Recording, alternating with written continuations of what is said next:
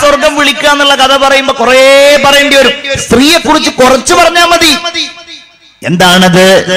ഇദാ സ്വല്ലത്തിൽ മർഅതു ഖംസഹാ, 5 നേരം പെണ്ണ് കൃത്യമായി നിസ്കരിച്ചാൽ അവൾക്ക് സ്വർഗമുണ്ട്. നിസ്കാരം നിർബന്ധമായ ആ ദിവസാണിത്. നിസ്കാരം അല്ലാഹു തആല സമ്മാനമായിട്ട് നൽകിയത്. അശ്രദ്ധ കാണിക്കാൻ പാടില്ല, ശ്രദ്ധാപൂർവം കൈകാര്യം ചെയ്യണം. നിസ്കരിക്കാത്തവൻ അള്ളാഹുവിന്റെ ഹബീബ് സല്ലല്ലാഹു അലൈഹി വസല്ലമ തങ്ങളുടെ ശാപം ഏറ്റുവാങ്ങിയ ആളല്ലേ. പ്രത്യേകിച്ച് സഹോദരിമാർ, പുരുഷന്മാരെല്ലാരും നിസ്കരിക്കുന്നവരാണ് എന്ന ആ ഒരു ആത്മവിശ്വാസത്തോടെ അവരെ ആക്ഷേപിക്കല്ല. പക്ഷെ എന്നാലും നമ്മളുടെ ചില കൃത്രിമമായ തിരക്കുകൾക്കിടയിൽ ആ ശീലം നമുക്ക് കൈവന്നിട്ടില്ല എന്നുണ്ടെങ്കിൽ നിസ്കാരം നഷ്ടപ്പെട്ടു പോകും. എങ്ങനെ? ഒരു കല്യാണത്തിന് പോയാൽ പിന്നെ നിസ്കാരമില്ല. ഇവിടെ എപ്പോഴാ കല്യാണം നടക്കില്ലെന്ന് എനിക്കറിയില്ല. ചില നാടുകളിൽ കാണാം കല്യാണം ഇപ്പൊ റിസപ്ഷൻ ആയിരിക്കും. അസർ കഴിഞ്ഞൊരു 4 മണി 5 മണിയോടുകൂടെ പോയാൽ ഒരു ഇശാ കഴിഞ്ഞിട്ട് വരിക. അസറിന് ഇപ്പൊ പോകുമ്പോ നിസ്കരിക്കുന്നു വെക്ക. മഗ്രിബ് നിസ്കാരം എന്ന് പറയുന്ന ഒരു സമ്പ്രദായം തന്നെ അത്തരം ഫംഗ്ഷനുകളിൽ മാറ്റിവെക്കുന്ന സാഹചര്യം. എന്തിനേറെ പറയണം, വീട്ടിലൊരാൾ മരിച്ചാൽ പോലും തിരക്ക. മരിച്ചിരിക്കാണ് വീട്ടിലൊരാൾ. അല്ലാഹു നമ്മുടെ കൂട്ടത്തിൽ എല്ലാവർക്കും ദീർഘായുസ് തരട്ടെ.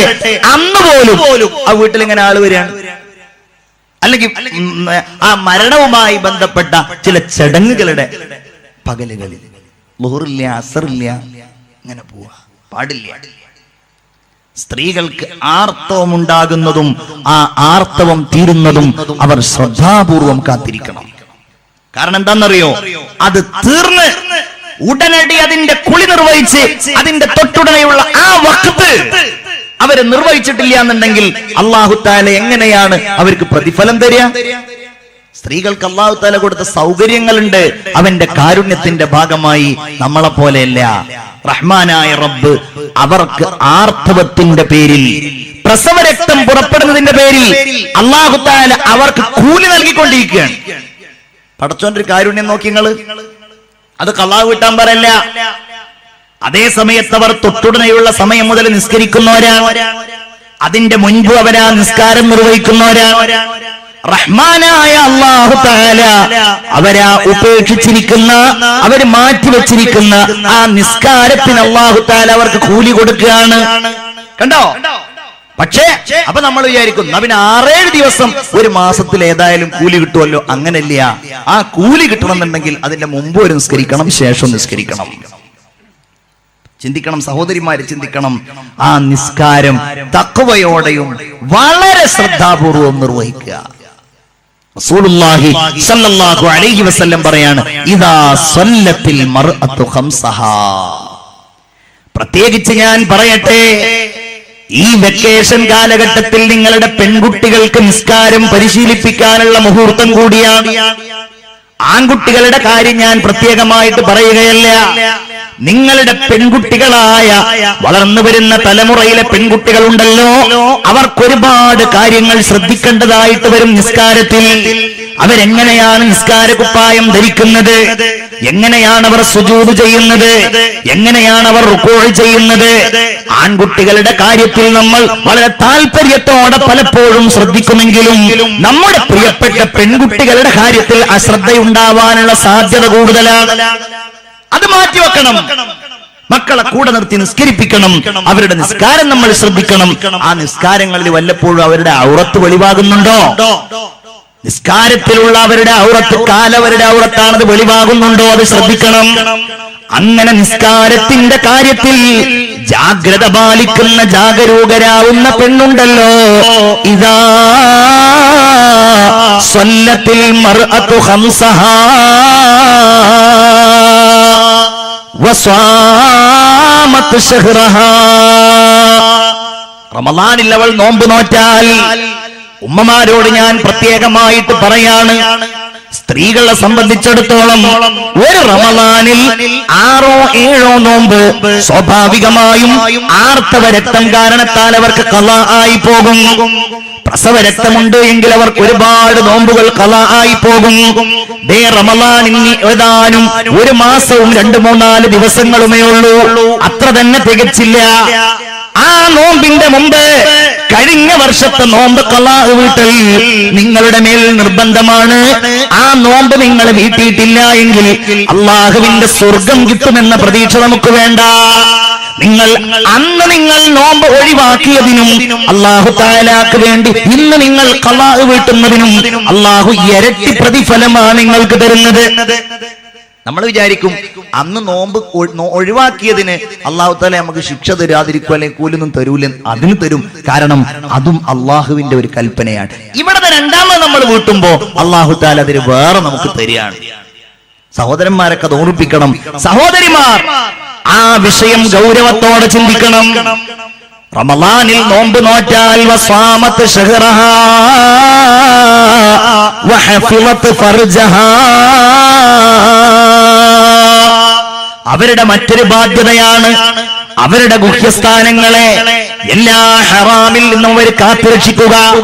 ഒരനാവശ്യത്തിലേക്കും പോകാതെ തഖ്വയിൽ അധിഷ്ഠിതമായി ജീവിതം നയിച്ച് ചുറ്റുപാടുകളിൽ പ്രലോഭനങ്ങളുമായി വരുന്നവരോട് വളരെ പരുഷമായി സംസാരിച്ച് ഒരു ഹറാമിലേക്കും ഒരു തെറ്റിലേക്കും പോകാതെ സമ്പൂർണ്ണ ഈമാനോടുകൂടെ ജീവിക്കുക, അവരുടെ ഗുഹ്യസ്ഥാനം കാക്കുക.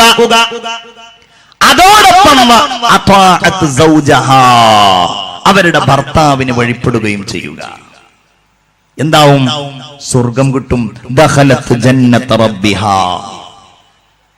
റുമൈസ ബീവി റളിയല്ലാഹു അൻഹാ ഈ പറഞ്ഞ എല്ലാ കാര്യങ്ങളിലും സശ്രദ്ധം പ്രവർത്തിച്ച ഒരാളായിരുന്നു.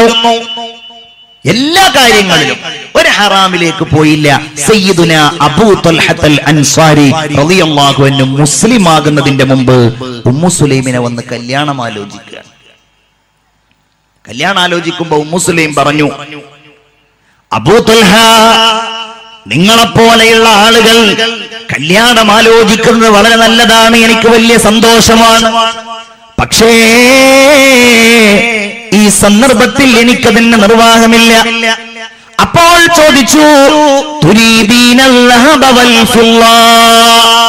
സ്വർണമാണോ വേണ്ടത്, അതല്ല വെള്ളിയാണോ വേണ്ടത്? എന്ത് വേണമെങ്കിലും ഞാൻ തരാം, പകരം എനിക്കൊന്ന് കല്യാണത്തിന് സമ്മതിച്ചാൽ മതി, എന്നെ കല്യാണം കഴിക്കാൻ. നിങ്ങൾ വിധവയാണല്ലോ. പറഞ്ഞു, അല്ല അബൂ ത്വൽഹ, സ്വർണവും വെള്ളിയുമല്ല, ഞാനും നിങ്ങളും ആശയപരമായി വ്യത്യാസമുണ്ട്, ആദർശപരമായി നമ്മൾ വിഭിന്നരാണ്. നിങ്ങൾ കാഫിറായ ഒരു മനുഷ്യനാണ്, ഞാൻ മുസ്ലിമാണ്, അതുകൊണ്ട് നമ്മൾ തമ്മിൽ യോജിക്കൂല. ഉമ്മു സുലൈമിനോട് ചോദിച്ചു, ഞാൻ എന്ത് ചെയ്യണം? Ummu Sulaim സദുപദേശം നൽകിയെന്നാണ്. പിന്നെ എങ്ങനെയാ സ്വർഗം കിട്ടാതിരിക്കുക? ചിന്തിക്കണം. മതം നോക്കാതെ, ജാതി നോക്കാതെ, ഭൗതികമായിട്ടെങ്കിലും ഒരു ഗുണം പോലും നോക്കാതെ, ഏതെങ്കിലും ഒരു വൃത്തികെട്ടവൻ ദുരുദ്ദേശത്തോടെ ഒരു മിസ് കാൾ അടിക്കുമ്പോഴേക്ക് അവന്റെ കോളുകൾക്ക് ഉത്തരം നൽകാൻ വാട്സപ്പിൽ അവനോട് ചാറ്റിംഗ് നടത്തുവാൻ, എന്നിട്ട് അവന്റെ പിന്നാലെ പോകുവാൻ, തനിക്ക് ജന്മം നൽകിയ തന്റെ നാട്ടുകാരുടെ അഭിമാനത്തെ ചോദ്യം ചെയ്ത് തന്റെ പ്രിയപ്പെട്ട ഉപ്പയെയും ഉമ്മയെയും വേദനിപ്പിച്ച് പോകാൻ ഉദ്ദേശിക്കുന്നവരും അങ്ങനെ പോയവരും പഠിക്കേണ്ടതാണ്.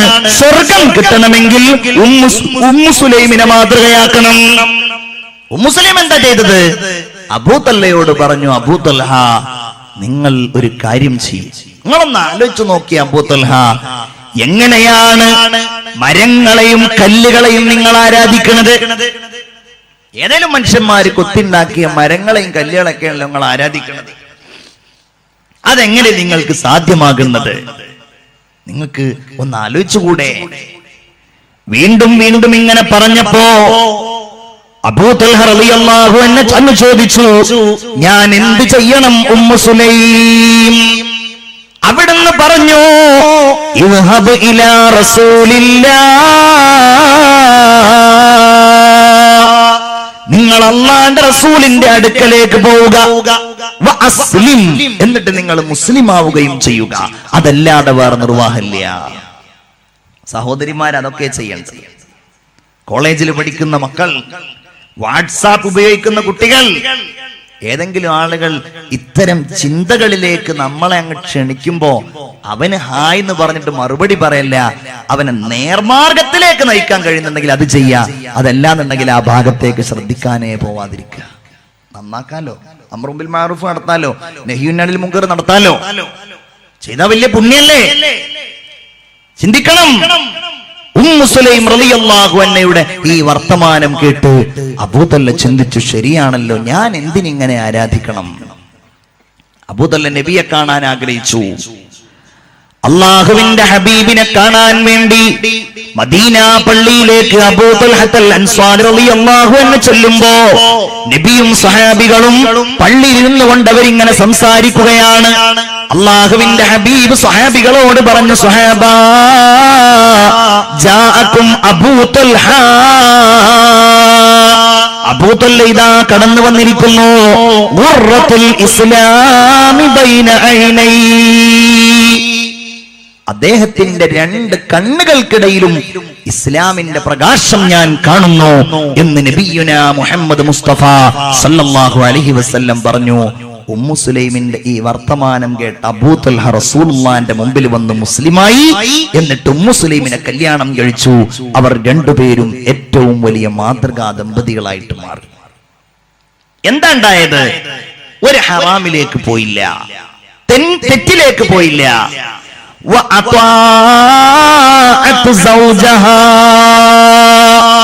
പെണ്ണിന് സ്വർഗത്തിൽ കടക്കാൻ അല്ലാഹു തആല നിശ്ചയിച്ചിരിക്കുന്ന 4 മാർഗങ്ങളിൽ അവസാനത്തേതാണിത്? തന്റെ ഭർത്താവിന് വഴിപ്പെടുക. അതിനും റുമൈസ മാതൃകയാണ്. തന്റെ ഭർത്താവിന്റെ ക്ഷേമം, അദ്ദേഹത്തിന്റെ സന്തോഷം, ഇതായിരുന്നു മഹദിയായ റുമൈസ ബീവിയുടെ ഭർത്താവ്, റുമൈസ ബീവിയുടെ മുഖ്യ അജണ്ട.